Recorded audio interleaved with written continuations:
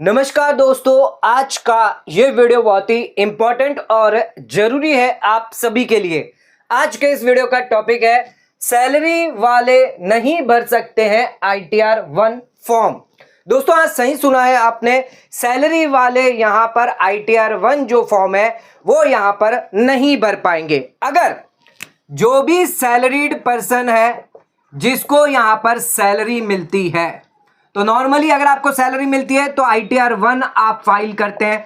लेकिन अगर आपने सैलरी के साथ साथ अगर इन्वेस्टमेंट आपने किया है शेयर मार्केट में या फिर आपने म्यूचुअल फंड में निवेश किया है, म्यूचुअल फंड के अंदर आप SIP करते हैं, F&O के अंदर आपने निवेश किया है, F&O आप कर रहे हैं, F&O ट्रेडिंग आप करते हैं, या फिर आपने जो है वो यहां पर इंट्राडे ट्रेडिंग करी है, या आपने क्रिप्टो में निवेश किया है, वर्चुअल डिजिटल एसेट। अगर आपने यहां पर शेयर मार्केट के अंदर निवेश किया है और सेलिंग करी है तो उस केस में ध्यान रखिएगा, अगर आपको कोई भी गेन या लॉस होता है तो उस केस में आप यहां पर ITR 1 जो है, जो सैलरीड पर्सन है, नॉर्मली यहां पर ITR 1 आपके लिए एप्लीकेबल नहीं होती है।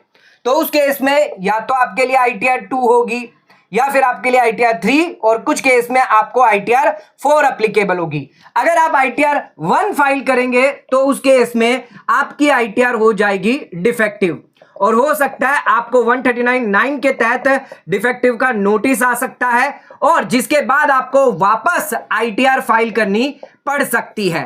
तो अगर आप गलत ITR फाइल करेंगे इस केस में तो यहां पर आपकी ITR इनवैलिड कर दी जाएगी, इनवैलिड ITR हो जाएगी। तो ध्यान रखिएगा, अगर आप निवेश करते हैं share market, mutual fund, F&O, intraday, crypto में, तो उस केस में आपके लिए ITR 1 जो है वो एप्लीकेबल नहीं होती है। अदर ITR फॉर्म जो है वो एप्लीकेबल होते हैं।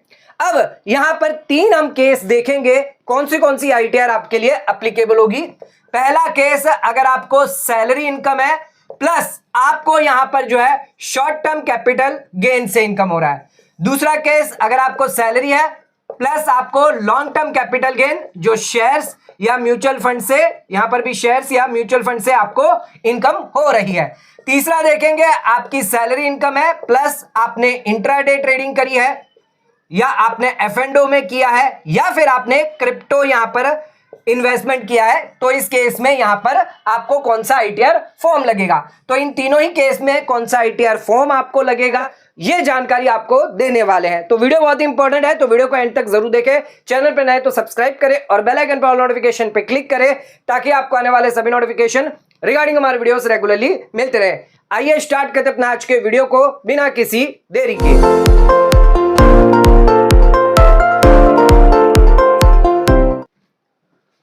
तो दोस्तों आइए स्टार्ट करते अपना आज के वीडियो को और बात करते हैं, अगर आप एक सैलरीड पर्सन है तो कब ITR 1 आपके लिए एप्लीकेबल नहीं होगी। तो सबसे पहला हमारा पॉइंट है, सैलरी इनकम है प्लस आपकी लॉन्ग टर्म कैपिटल गेन की इनकम है 112A, यानी कि आपने लिस्टेड इक्विटी शेयर्स में निवेश किया है या फिर लिस्टेड म्यूचुअल फंड में आपने निवेश किया है, और इसको बेचने पर आपको या तो गेन हुआ है या फिर आपको होगा लॉस। ठीक है, अब ध्यान रखिएगा, यहां पर लॉन्ग टर्म कैपिटल गेन आपको कब होता है, जब ये listed equity share mutual fund 1 साल से ऊपर अगर आपके हैं और उनको आपने सेल किया है, बेचा है, तो उस केस में लॉन्ग टर्म कैपिटल गेन। 1 साल से कम हुआ तो आपको शॉर्ट टर्म कैपिटल गेन होगा 111A के अंदर, जिसको हम नेक्स्ट पॉइंट में समझेंगे। तो यहां पर आपको 3 चीज हो सकती है, एक तो हो सकता है आपको लॉस, दूसरा हो सकता है आपको गेन। अब गेन में भी 2 चीजें हैं, एक है आपका long term capital gain up to 1,25,000 तक आपको एग्जम्पशन मिल जाता है, यानी इतने पर आपको टैक्स नहीं देना होता है। दूसरा आपको लॉन्ग टर्म कैपिटल गेन होता है, long term capital gain more than 1,25,000, 1,25,000 से ज्यादा आपको गेन हुआ है। ध्यान रखिएगा, यहां पर आपको जो गेन होगा उस पर आपको टैक्स रेट लगेगा या तो 10% या फिर 12.5%। 23 जुलाई 2024 के बाद अगर देखेंगे तो 12.5%, उससे पहले 10% टैक्स रेट लगेगा। अब ये 3 सिचुएशन है। अब इनमें अगर आपकी जो भी सिचुएशन आती है तो कौन सा ITR फॉर्म जो है वो यहां पर आपके लिए एप्लीकेबल होगा। ध्यान रखिएगा, सबसे पहले बात करते हैं लॉस की। अगर आपको हुआ लॉन्ग टर्म कैपिटल लॉस, तो इस केस में आपको यहां पर ITR 1 जो है वो आप फाइल नहीं कर सकते। सैलरी के साथ लॉन्ग टर्म कैपिटल लॉस हुआ है, शेयर्स, इक्विटी, म्यूचुअल फंड में आपने सेलिंग करी है, ITR 1 फाइल नहीं कर सकते। सिर्फ आपकी सैलरी इनकम है तो उसके इसमें ITR 2 आप पर एप्लीकेबल रहेगा। इसी के साथ साथ लॉस की अगर रिटर्न है तो उसको ऑन और बिफोर ड्यू डेट से पहले पहले आपको यहां पर फाइल करनी पड़ती है, तभी इस लॉस का फायदा आपको मिलेगा। ये जो भी लॉन्ग टर्म कैपिटल लॉस होगा ये किसके सामने एडजस्ट होगा? ड्यू डेट हमने आपको बता दी है, 15 सितंबर से पहले पहले आपको यहां पर रिटर्न भरना होगा, तो ही आप इस लॉस का कैरी फॉरवर्ड कर सकते हैं। सेट ऑफ की बात करें तो ये लॉस जो है वो यहां पर सेट ऑफ होगा सिर्फ लॉन्ग टर्म कैपिटल गेन की इनकम के सामने, शॉर्ट टर्म कैपिटल गेन के सामने ये एडजस्ट नहीं किया जा सकता। इसके अलावा अगर कैरी फॉरवर्ड अगर आप करते हैं तो 8 साल के लिए इसको मैक्सिमम आप कैरी फॉरवर्ड कर सकते हैं, यानी आगे कभी भी अगर आपको लॉन्ग टर्म कैपिटल गेन होगा तो उसके सामने ये लॉस आपका एडजस्ट कर लिया जाएगा। शॉर्ट टर्म कैपिटल गेन होगा तो एडजस्ट नहीं होगा। तो ध्यान रखिएगा, यहां पर कंडीशन है ITR 1 आपके लिए एप्लीकेबल नहीं है, ITR 2 है। ऑन और बिफोर ड्यू डेट आपको यहां पर लॉस की रिटर्न फाइल करनी होती है, तभी इस लॉस को आप कैरी फॉरवर्ड कर सकते हैं और 8 साल के लिए इसको कैरी फॉरवर्ड आप कर पाएंगे। अब बात करते हैं आपका गेन हुआ लॉन्ग टर्म कैपिटल गेन 1,25,000। मान लीजिए आपका सेल था यहां पर 5 लाख रुपए और आपका यहां पर कॉस्ट ऑफ एक्विजिशन था, यहां पर भी आपको ध्यान रखिएगा इंडेक्सेशन का फायदा नहीं मिलता है और ये कॉस्ट थी आपकी 4 लाख रुपए, तो यहां पर आपका लॉन्ग टर्म कैपिटल गेन कितना आया? 1 लाख रुपया आया, या 1,25,000 तक भी है तो उस केस में आप ITR 1 जो है वो फाइल कर सकते हैं। तो इस केस में आप ITR 1 फाइल कर सकते हैं जहां पर आपकी सैलरी इनकम है, लॉन्ग टर्म कैपिटल गेन है 1,25,000 तक। तो इस बार फाइनेंशियल ईयर 24-25 में ये आपके लिए अलाउ किया गया है, आप ITR 1 जो है वो फाइल कर सकते हैं, कोई दिक्कत नहीं है। लेकिन अगर आपका 1,25,000 से ज्यादा गेन हुआ, यानी 5 लाख आपकी सेल वैल्यू थी और 3 लाख रुपए जो है वो आपकी कॉस्ट थी, तो 2 लाख का गेन हुआ है, तो इस केस में 1,25,000 कम कर दिया जाएगा और 75,000 पर जो है 12.5%, अगर 23 जुलाई के बाद है तो 12.5% के हिसाब से आपको लॉन्ग टर्म कैपिटल गेन लगेगा और इस केस में आप ITR 1 जो है वो फाइल नहीं कर पाएंगे। इस केस में आप ITR 2 ही फाइल कर पाएंगे। आपकी सैलरी इनकम है, लॉन्ग टर्म कैपिटल गेन की इनकम है, तो उस केस में ITR 2 फाइल कर पाएंगे। तो ध्यान रखिएगा, यहां पर लॉन्ग टर्म कैपिटल गेन में यहां पर 1,25,000 तक है तो ITR 1 आप फाइल कर सकते हैं, लेकिन 1,25,000 से ज्यादा हो गया या आपका लॉस है तो उस केस में आप ITR 2 ही फाइल कर पाएंगे। आ जाते हैं अपने नेक्स्ट पॉइंट, अपने सेकेंड पॉइंट पे। तो सैलरी इनकम है प्लस आपकी short term capital gain 111A से इनकम है। 8 लाख की सैलरी है, 1 लाख का शॉर्ट टर्म कैपिटल गेन है। ध्यान रखिएगा, शॉर्ट टर्म कैपिटल गेन यहां पर आपका लिस्टेड इक्विटी शेयर से हुआ है या फिर आपको लिस्टेड म्यूचुअल फंड से हुआ है। यहां पर आपने STT जो है वो पेड किया हुआ होना चाहिए, या तो आपको गेन हुआ है या फिर आपको हो सकता है शॉर्ट टर्म लॉस हुआ है। गेन में ध्यान रखिएगा कितना आपको short term capital gain tax देना पड़ सकता है, 15% या फिर आपको 20%। 20% कब से? 23 जुलाई 2024 से, तो ये ध्यान रखिएगा, ठीक है। 23 जुलाई 2024 के बाद 20%, उससे पहले 15%। अब यहां पर देखते हैं कि आपको यहां पर समझ लीजिए शॉर्ट टर्म कैपिटल लॉस हुआ है, तो लॉस हुआ है तो उस केस में ध्यान रखिएगा ये शॉर्ट टर्म कैपिटल लॉस जो है वो एडजस्ट दोनों के अंदर होता है, लॉन्ग टर्म कैपिटल गेन में और शॉर्ट टर्म कैपिटल गेन के सामने सेट ऑफ हो जाएगा, ठीक है। यानी यहां पर कोई रिस्ट्रिक्शन नहीं है, आपका शॉर्ट टर्म कैपिटल लॉस हुआ, लॉन्ग टर्म कैपिटल गेन और शॉर्ट टर्म कैपिटल गेन के सामने सेट ऑफ कर दिया जाएगा। अगर इसको कैरी फॉरवर्ड करना है तो ये 8 साल के लिए आप कैरी फॉरवर्ड कर सकते हैं और जब कैरी फॉरवर्ड करेंगे तो नेक्स्ट ईयर में ध्यान रखिएगा चाहे आपको लॉन्ग टर्म कैपिटल गेन हो रहा हो या शॉर्ट टर्म कैपिटल गेन हो रहा हो उसमें भी ये एडजस्ट कर लिया जाएगा। अब इसमें एक चीज इंपॉर्टेंट है, ऑन और बिफोर ड्यू डेट आपको इनकम टैक्स रिटर्न फाइल करनी है। कभी भी अगर लॉस का केस है तो आपको ITR से पहले पहले, ड्यू डेट जो होती है उससे पहले पहले इनकम टैक्स लॉस की जो रिटर्न है वो फाइल करनी होती है। यहां पर कौन सा ITR एप्लीकेबल होगा? तो ITR 1 जो है वो यहां पर एप्लीकेबल नहीं होगा, यहां पर आपका होगा ITR 2। तो ITR 2 जो है वो आपके लिए एप्लीकेबल हो जाता है। अब बात करते हैं यहां पर आपको शॉर्ट टर्म कैपिटल गेन हुआ है, तो यहां पर ध्यान रखिएगा, यहां पर आपके लिए कोई भी एग्जम्पशन नहीं दिया गया है, जैसे आपको लॉन्ग टर्म कैपिटल गेन के लिए दिया गया था 1,25,000 रुपए। तो यहां पर अगर आपको शॉर्ट टर्म कैपिटल गेन हुआ है 1 लाख का, मान लीजिए पूरा का पूरा गेन है, और अगर 23 जुलाई के बाद है तो इस पर 20% यानी 20,000 रुपया जो टैक्स है वो आपको देना पड़ेगा सरकार को। और इस पर कौन सी आईटीआर एप्लीकेबल होगी, तो यहां पर आईटीआर 1 एप्लीकेबल नहीं होगी, आपके लिए होगी आईटीआर 2। तो अगर आपको सैलरीड इनकम है, short term capital gain income है, आईटीआर 2 आपके लिए एप्लीकेबल रहेगी। यहां पर आप आईटीआर 1 जो है वो ऑप्ट नहीं कर सकते। अगर आप ऐसा करेंगे तो आपकी आईटीआर हो जाएगी डिफेक्ट, नोटिस आएगा इनकम टैक्स डिपार्टमेंट से, और फिर आपकी इनवैलिड हो जाएगी और वापस आपको इनकम टैक्स रिटर्न भरनी पड़ सकती है। तो गलती ना करें, सैलरी इनकम है, शॉर्ट टर्म कैपिटल गेन है, लॉन्ग टर्म कैपिटल गेन में ऑलरेडी हमने आपको बता दिया सिर्फ एक केस में होगा जहां पर आपका 1,25,000 से कम इनकम है तो ही आप आईटीआर 1 एप्लीकेबल है, अदरवाइज आपको आईटीआर 1 एप्लीकेबल नहीं हो जाते। अपने थर्ड पॉइंट पे, तो आपको सैलरी इनकम है प्लस इंट्राडे, एफ&ओ और क्रिप्टो की अगर इनकम हो रही है तो उस केस में आपको कौन सा आईटीआर फॉर्म एप्लीकेबल होगा।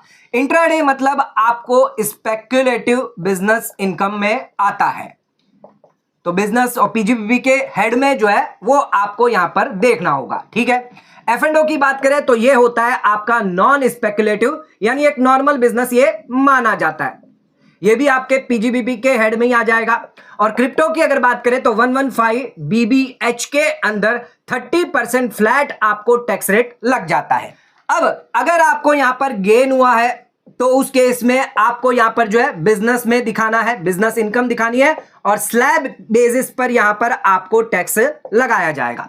अगर आपको लॉस होता है तो ध्यान रखिएगा, आपका ये जो लॉस है वो यहां पर सेट ऑफ जो है, सेट ऑफ या कैरी फॉरवर्ड की बात करें तो 4 साल के लिए ही ये कैरी फॉरवर्ड किया जाएगा, लेकिन ये सिर्फ स्पेक्युलेटिव इनकम के सामने ही एडजस्ट होगा, ये किसी अदर बिजनेस इनकम के सामने एडजस्ट नहीं किया जाएगा। जो भी आपका स्पेक्युलेटिव बिजनेस का लॉस होगा वो आपकी स्पेक्युलेटिव इनकम के सामने होगा। यानी इंट्राडे का अगर आपका लॉस हुआ तो अगले साल अगर आपका इंट्राडे में इनकम हुई तो ही वो एडजस्ट किया जाएगा, 4 साल तक समय आपको दिया जाता है। नॉन स्पेक्युलेटिव की बात करें तो यहां पर भी ध्यान रखिएगा, आपको गेन हो सकता है या लॉस हो सकता है। यहां पर अगर आपको लॉस हुआ तो ये आपका सेट ऑफ और कैरी फॉरवर्ड जो है वो 8 साल के लिए होता है, और ये दोनों चीज जो है सेट ऑफ कैरी फॉरवर्ड जो है वो कोई भी एनी बिजनेस इनकम के सामने आप एडजस्ट कर सकते हैं। आप चाहें तो स्पेक्युलेटिव इनकम के सामने भी ये एडजस्ट किया जा सकता है, कोई दिक्कत नहीं है।